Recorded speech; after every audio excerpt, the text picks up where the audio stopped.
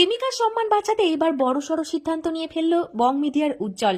তবে কি এবার ট্রোলারদেরকে উচিত জবাব দেওয়ার জন্যই অ্যাঞ্জেল প্রিয়াকে বিয়ে করে নিল উজ্জ্বল?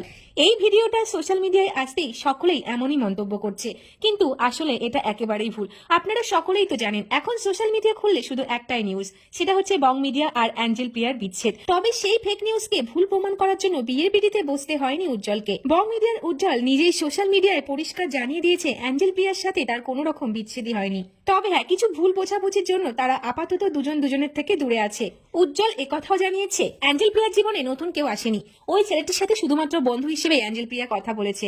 আর ওই ছেলেটির সাথে কথা হওয়ার কারণে অ্যাঞ্জেল প্রিয়ার সাথে বং মিডিয়ার কোনো রকম সমস্যা চলছে না।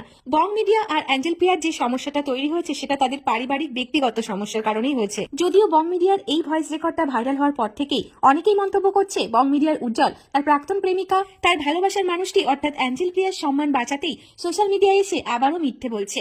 আবার অনেকেই মনে করছে বং মিডিয়া বর্তমান সময়ে নিজেকে সোশ্যাল মিডিয়ার টাইম লাইনে আনার জন্য অর্থাৎ ভাইরাল হওয়ার জন্য এমন সব কন্ট্রোভার্সি তৈরি করছে।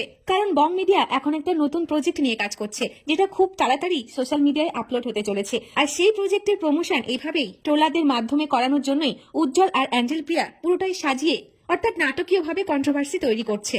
তো ভিউয়ার্স, এই বিষয়ে আপনাদের কি মনে হয়? সত্যি কি অ্যাঞ্জেল প্রিয়া বং মিডিয়া উজ্জ্বলের সাথে রেজিস্ট্রি হয়ে যাওয়ার পরেও আবারও দ্বিতীয়বার কারোর সাথে সম্পর্কে জড়িয়েছে, নাকি পুরোটাই ভিউজের জন্য কৃত্রিমভাবে কন্ট্রোভার্সি তৈরি করা হয়েছে?